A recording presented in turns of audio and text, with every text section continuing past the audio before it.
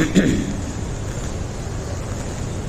الحمد لله نحمده ونستعينه ونستغفره ونؤمن به ونتوكل عليه ونعوذ بالله من شرور أنفسنا وسيئات أعمالنا من يهده الله فلا مضل له ومن يضلل فلا هادي له وأشهد أن لا إله إلا الله وحده لا شريك له وأشهد أن محمدا عبده ورسوله أما بعد فإن خير الحديث كتاب الله وخير الهدي هدي محمد صلى الله عليه وسلم وشر الأمور محدثاتها وكل محدثة بدعة وكل بدعة ضلالة وكل ضلالة في النار. قال الله تبارك وتعالى ادعوني أستجب لكم. وقال النبي الكريم صلى الله عليه وسلم ادعوا الله وأنتم موقنون بالإجابة. تمام قسم کی تعریف توصیف کی بریائی بڑائی بزرگی خالق کائنات مالک ارض و سماء اللہ رب ذوالجلال والکرام کے لیے ہے جو تنہا عبادت کا مستحق ہے. ہزارہ درود و سلام ہو تمام انبیاء کرام پر، خصوصاً ذات مبارکہ مطہرہ مقدسہ پر جنہیں اللہ رب العالمین نے خاتم النبیین بنا کر کے اس دنیا میں مبعوث کیا. اللہم صلی علی محمد وعلی آل محمد کما صلیت علی ابراہیم وعلی آل ابراہیم انک حمید مجید. اللہم بارک علی محمد وعلی آل محمد کما بارکت علی ابراہیم وعلی آل ابراہیم انک حمید مجید. بھائیو، دوستو، بزرگوں، ماؤں اور بہنوں، گزشتہ جمعہ ہم اس موضوع پر گفتگو کر رہے تھے کہ اللہ رب العالمین دعائیں کب قبول نہیں کرتا، کہ ہماری دعائیں قبول کیوں نہیں ہوتی. تو میں نے اس سے پہلے کے خطبے میں 2 نکات پر گفتگو کی تھی. پہلی چیز ہے خالص دعا، اور دوسری چیز ہے کہ انسان کا غافل ہونا، مردہ دل. تیسرا جو نقطہ ہے وہ ہے کہ دعاؤں کی قبولیت پر یقین کا ہونا.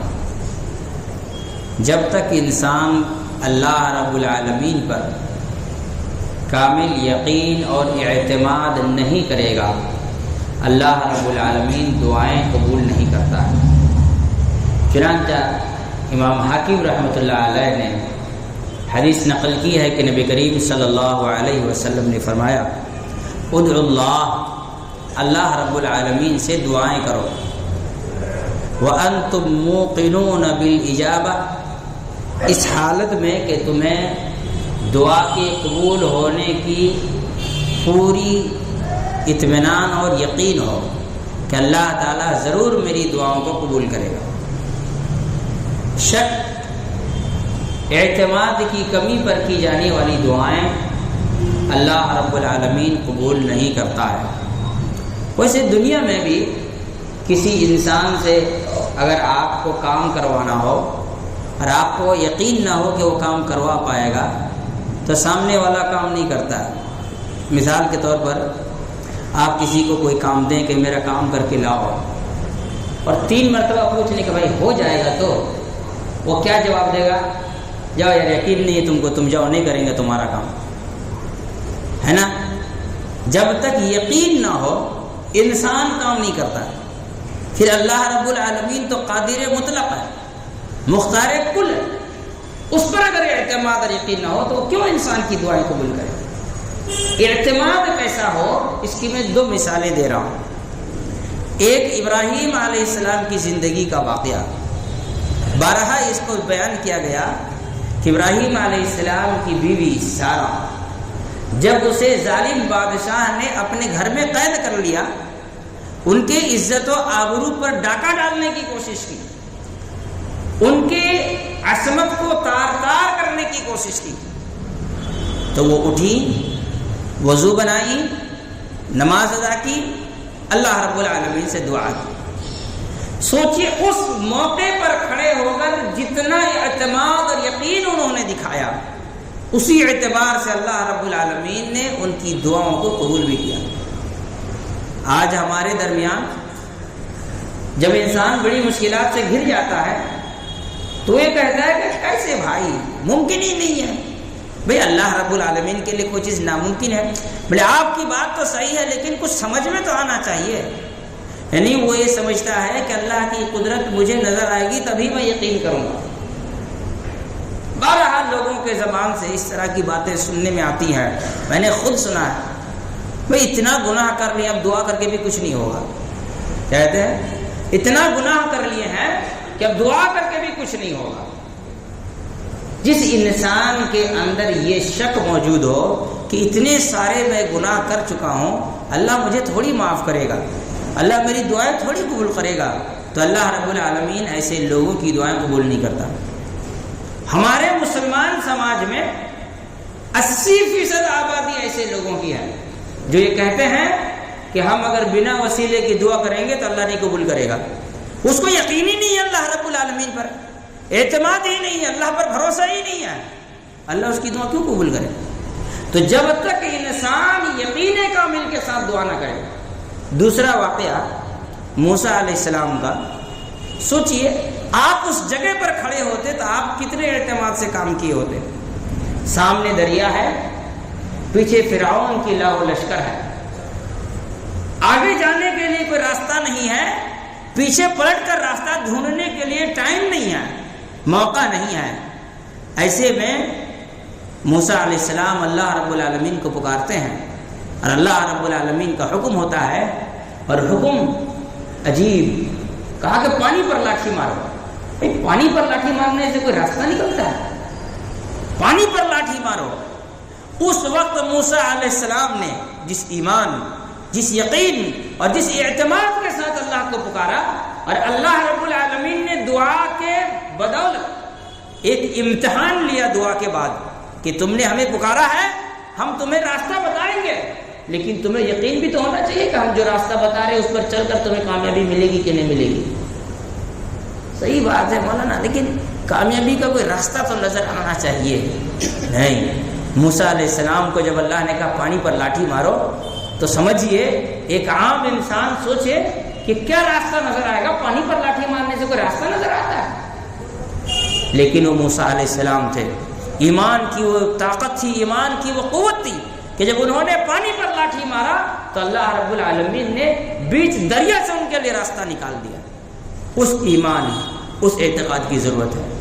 آج ہم جس حالت سے گزر رہے ہیں، جن مواقع سے ہمارا گزر ہو رہا ہے، جن تکلیفوں پریشانیوں سے گزر ہو رہا ہے، ایسے میں آدمی کو اگر کوئی راستہ سجھایا جائے کہ اس راستے پر چلنے کا اللہ نے حکم دیا، کہتے کیا مولانا پرانے زمانے کی باتیں کرتے ہیں، ابھی اس راستے پر چل کے کیا ہوگا؟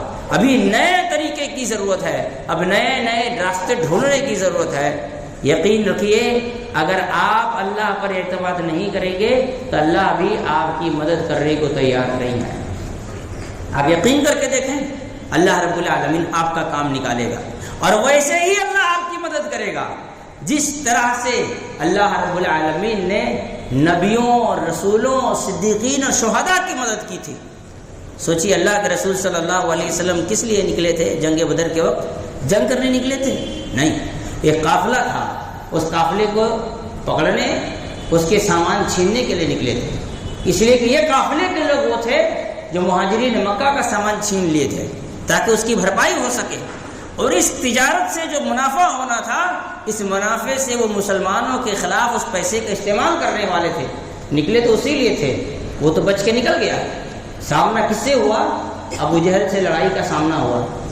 اللہ کے رسول صلی اللہ علیہ وسلم نے کہا کہ اللہ تعالیٰ نے ہم سے کامیابی کا وعدہ لیا ہے، کامیابی تو مل کر کے رہے گی، اب اللہ اس سے کامیابی دلائے یا اس سے کامیابی دلائے، کامیابی تو اللہ رب العالمین دے گا، عیر ہو یا نفیر ہو، چاہے ساز و سامان ہو یا سامنے لشکر جرار ہو، کامیابی تو مل کر رہے گی کیونکہ اللہ کا وعدہ ہے۔ اللہ رب العالمین نے قرآن مجید میں بارہا کہا ہے وعد اللہ الذین آمنوا منکم، اللہ نے تم میں سے اہل ایمان سے وعدہ لیا ہے، وعد اللہ الحسنى، اللہ نے تم سے بہترین چیزوں کا وعدہ لیا ہے۔ اللہ تعالیٰ نے قرآن مجید میں کیا فرمایا؟ الشیطان یعدکم الفقر ویأمرکم بالفحشاء واللہ یعدکم مغفرۃ منہ وفضلا۔ شیطان تم سے گندگی کا، برائی کا، بدعمالیوں کا، فقیری کا، غربت کا وعدہ لیتا ہے، اور اللہ رب العالمین تم سے وعدہ لیتا ہے۔ کس چیز کا وعدہ لیتا ہے؟ مغفرۃ منہ وفضلا، مغفرت کا، فضل کا، انعام کا۔ کیا ہمارا اس وعدے پر ایمان اور یقین ہے؟ میں ایک چھوٹی سی مثال دیتا ہوں۔ اللہ رب العالمین نے کہا الشیطان یعدکم الفقر ویأمرکم بالفحشاء، شیطان تم سے غربت اور فحش چیزوں کا وعدہ کرتا ہے۔ ہم میں سے کون انسان ہے جو نہیں جانتا کہ جو آدمی فحاشی میں مبتلا ہے اس کے مال بھی برباد ہو رہے ہیں، اس کا ایمان بھی ضائع ہو رہا ہے۔ جو آدمی حرام چیز کھاتا پیتا ہے اس کی کمائی بھی برباد ہو رہی ہے، اس کا ایمان بھی برباد ہو رہا ہے۔ شیطان نے اس کا وعدہ لے رکھا ہے، الشیطان یعدکم الفقر ویأمرکم بالفحشاء، لیکن کتنے لوگ ہیں جو اس وعدے کو سمجھ رہے ہیں؟ واللہ یعدکم مغفرۃ منہ وفضلا، اللہ تعالیٰ تم سے مغفرت اور فضل کا وعدہ کرتا ہے، لیکن کہاں ہمارا اس وعدے پر یقین ہے؟ اگر وعدے پر یقین ہوتی تو فجر میں 4 لوگ 10 لوگ مسجد میں نہیں آئے ہوتے، اس لیے کہ اللہ رب العالمین کا وعدہ ان کے نظروں میں قابل اعتماد نہیں رہا۔ تو اللہ سے کیا ہوا وعدہ؟ اللہ نے جو تم سے وعدہ کیا ہے اس وعدے پر یقین رکھو، یقین اور اعتماد ہو۔ دعائیں اللہ تعالیٰ تبھی قبول کرتا ہے۔ اگر اللہ تعالیٰ کے اوپر انسان یقین اور اعتماد نہ رکھے تو اللہ تعالیٰ اس کی دعاؤں کو قبول نہیں کرتا۔ اس کی بے شمار مثالیں نبی کریم صلی اللہ علیہ وسلم کی سیرت اور انبیاء اکرام کی سیرتوں میں موجود ہے۔ چوتھا نقطہ، چوتھی پوائنٹ جو ہے دعاؤں کے قبول نہ ہونے کا ہے، یہ ہمارے سماج کا سب سے اہم اور عظیم ترین مسئلہ ہے۔ مجھے یاد ہے گزشتہ سال شیخ الحدیث مولانا عبید اللہ مبارک پوری رحمۃ اللہ علیہ کے گھر میرا جانا ہوا تھا۔ ان کے بیٹے سے میری گفتگو ہو رہی تھی، بڑی لمبی دیر تک انہوں نے نصیحتیں کی، تو غالباً سنن ترمذی کی ایک حدیث سامنے آئی۔ وہ حدیث پڑھاتے تھے، انہوں نے یہی امر بالمعروف اور نہی عن المنکر کا تذکرہ ہوا، تو انہوں نے کہا کہ آج اس امت کی بربادی کی سب سے عظیم وجہ یہی ہے کہ امر بالمعروف اور نہی عن المنکر ختم ہو چکا ہے۔ بھلائی کا حکم دو، برائی سے روکو، ختم ہو چکا ہے۔ ہر انسان اپنے اپنے میں مست و مگن ہے۔ اللہ تعالیٰ نے کہا کل حزب بما لدیہم فرحون، ہر جماعت، ہر گروہ، ہر انسان اپنے میں مست و مگن ہے، کسی کو فکر نہیں ہے کہ کس کا کیا بننے والا ہے، آخرت میں کیا انجام ہونے والا ہے۔ تو امر بالمعروف اور نہی عن المنکر کی عدم موجودگی، چنانچہ سنن ترمذی کی حدیث ہے، نبی کریم صلی اللہ علیہ وسلم نے فرمایا والذی نفسی بیدہ لتأمرن بالمعروف ولتنہون عن المنکر او لیوشکن ان یبعث علیکم عذابا منہ ثم تدعونه فلا يستجیب لکم۔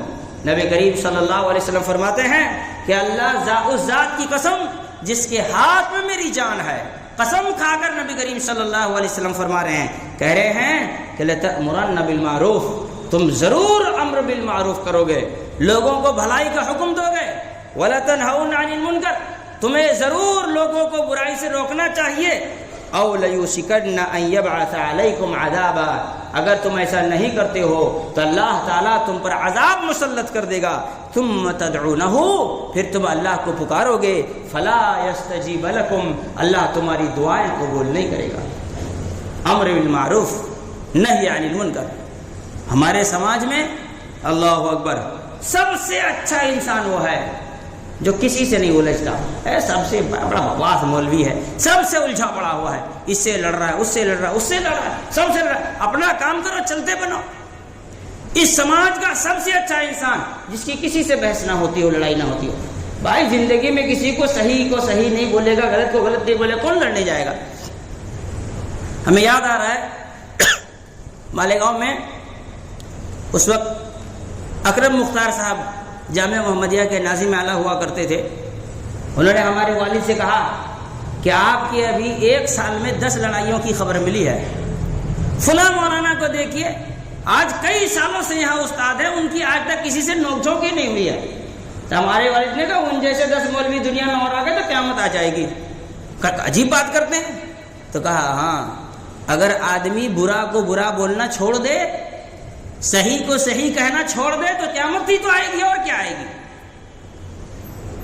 امر بالمعروف، لوگوں کو بھلائی کا حکم دو، بھلائی کا حکم، آرڈر، ریکویسٹ نہیں۔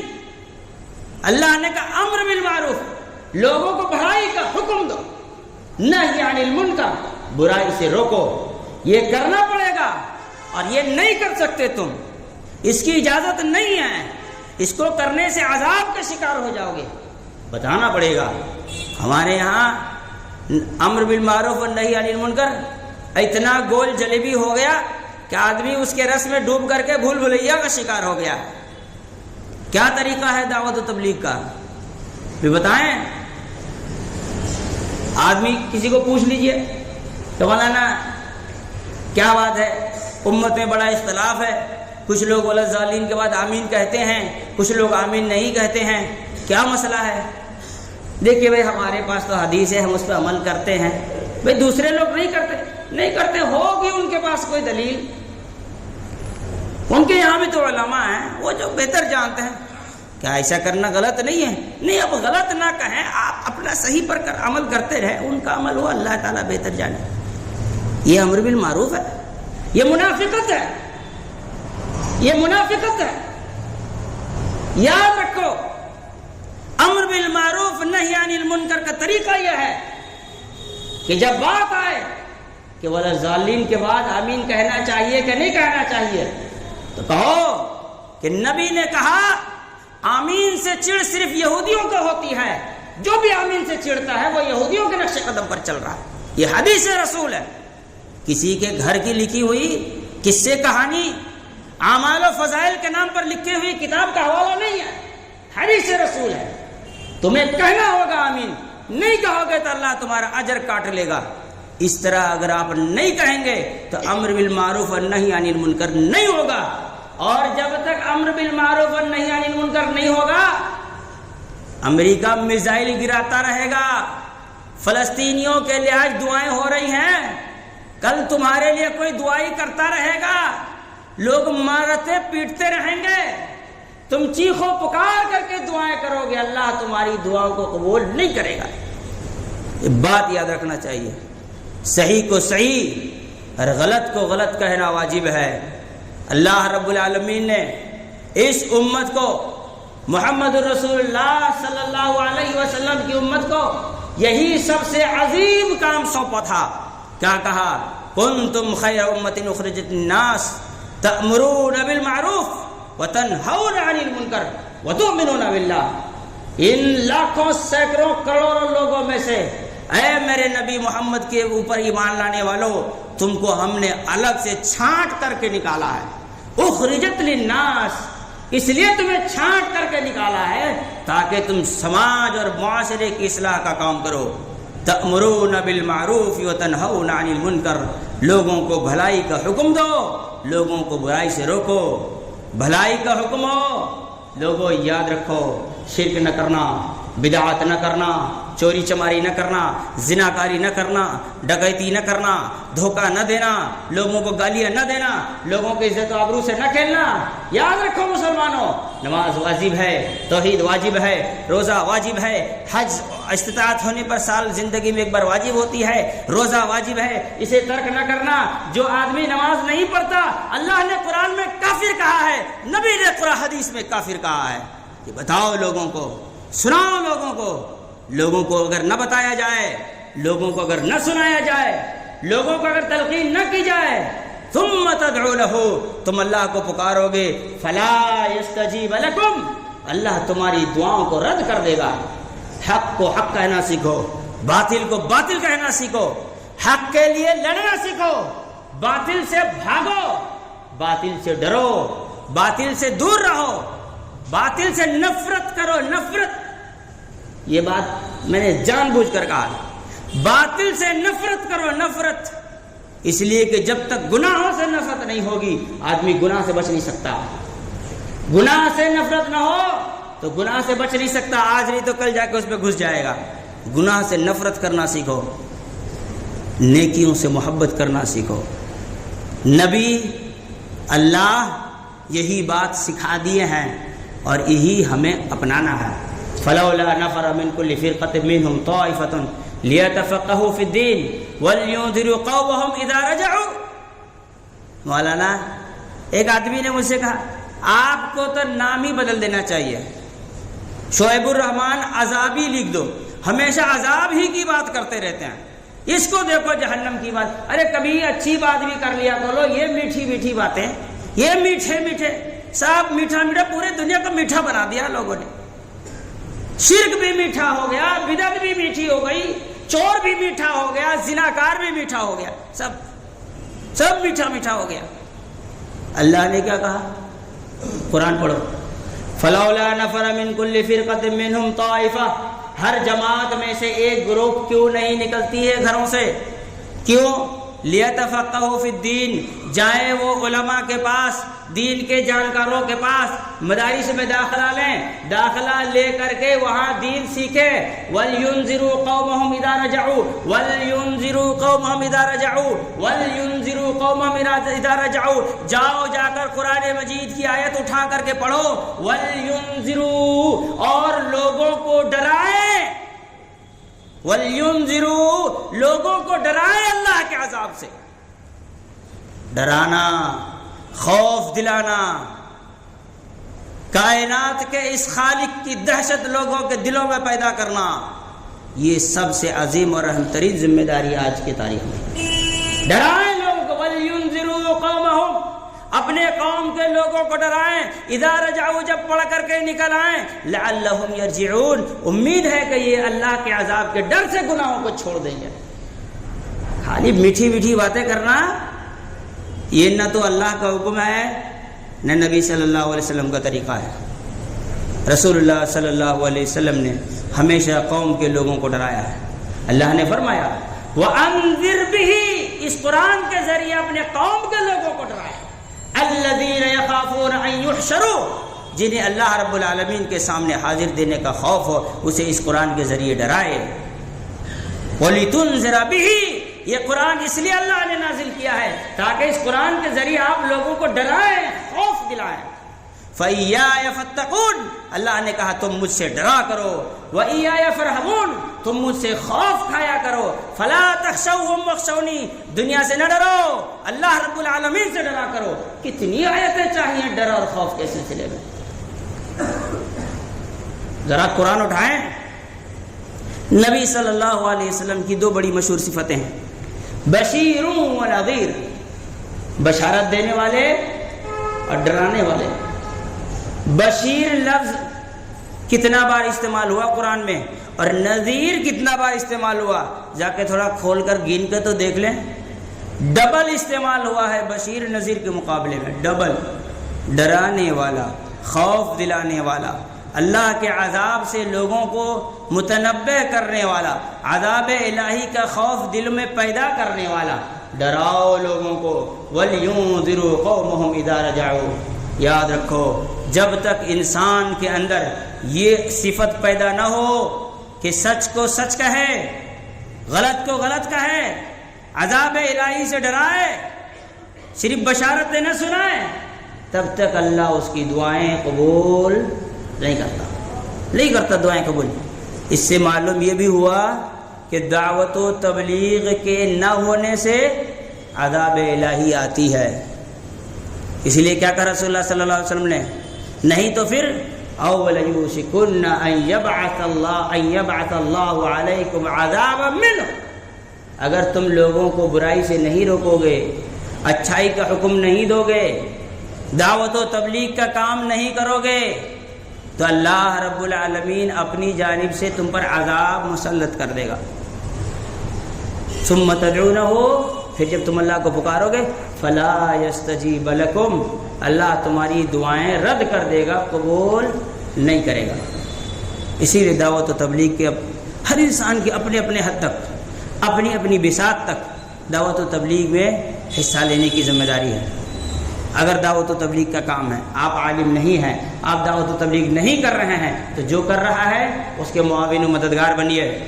اپنی انانیت کی بنیاد پر, اپنے ایگوز کی بنیاد پر, اپنے تکبر کے بنیاد پر راستے میں رکاوٹ نہ بنے. اگر ایسا کریں گے تو آپ کو اللہ کے عذاب سے ڈرنا چاہیے کہ اللہ رب العالمین آپ کی دعائیں رد کر دے گا، آپ پر اللہ کا عذاب مسلط کر دیا جائے گا، یہ اللہ کی جانب سے ہوگا۔ تو یہ اگلی آیت، اگلا نقطہ یہ تھا کہ آدمی کی دعائیں اس لیے قبول نہیں ہوتی ہیں کیونکہ اللہ رب العالمین جو چاہتا ہے کہ دعوت ہو، تبلیغ ہو، برائی سے روکا جائے، وہ چیز سماپت۔ یاد رکھیں اللہ تعالیٰ نے آدم علیہ السلام کو پیدا کیا، پیدا کرنے کے بعد جنت میں رکھا، سب سے پہلا حکم کیا تھا؟ پہلا حکم اللہ تعالیٰ کا آدم علیہ السلام کے لیے کیا تھا؟ ذرا غور کریے گا، پڑھیے، اس درخت کے قریب نہ جانا۔ کیا کہا؟ ہر چیز میں حرام حرام حرام حرام حرام، کچھ بچا بھی ہے حلال اس دنیا میں؟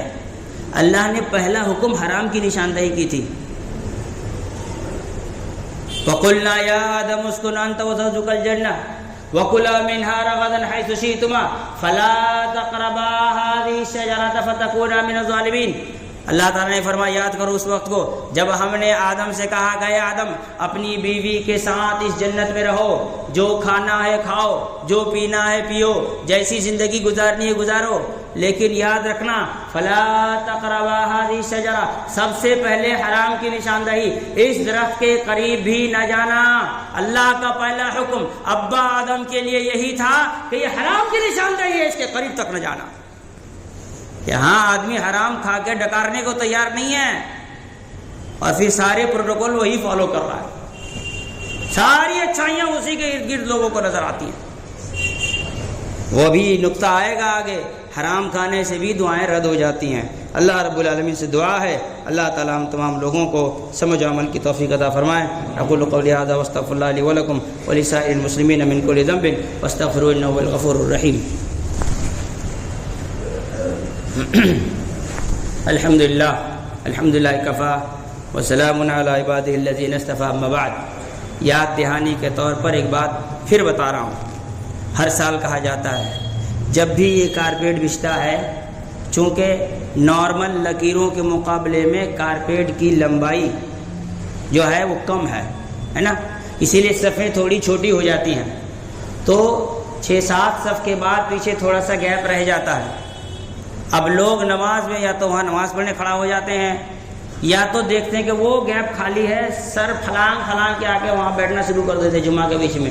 خبردار ایسی غلطی نہ کرنا، بیچ میں اگر پوری صف خالی ہو، یاد رکھو پوری صف خالی ہو تب بھی پھلانگ کر کے نہ آنا، جو خالی رکھا وہ گنہگار ہوگا، پھلانگ کر کے آپ اپنے سر پر الگ سے گناہ چڑھا رہے ہیں، اس لیے بات یاد رکھیے، اس بات کا دھیان رکھیں۔ فرسٹ فلور میں بھی یاد رکھیں کہ پلر کے بیچ میں جگہ مل جائے گا، وہاں کھڑے ہو جائیں گے لوگ نماز پڑھنے کے لیے، خبردار وہاں نماز کے لیے کھڑا نہ ہونا۔ یاد دہانی کے طور پر بتا رہا ہوں، اللہ تعالیٰ ہم تمام لوگوں کو سمجھ کی توفیق عطا فرمائے۔ قال اللہ جل وعلا ان اللہ وملائکتہ یصلون علی النبی یا ایھا الذین آمنوا صلوا علیہ وسلموا تسلیما اللهم صل علی محمد وعلی آل محمد کما صلیت علی ابراہیم وعلی آل ابراہیم انک حمید مجید اللهم بارک علی محمد وعلی آل محمد کما بارکت علی ابراہیم وعلی آل ابراہیم انک حمید مجید۔ عباد اللہ رحمکم اللہ ان اللہ یأمر بالعدل والإحسان وإیتاء ذی القربى وینہی عن الفحشاء والمنکر والبغی یعظکم لعلکم تذکرون اذکروا اللہ یذکرکم وادعوہ یستجب لکم ولذکر اللہ تعالی اعلی واولی واجل واتم واکبر واللہ یعلم ما تصنعون۔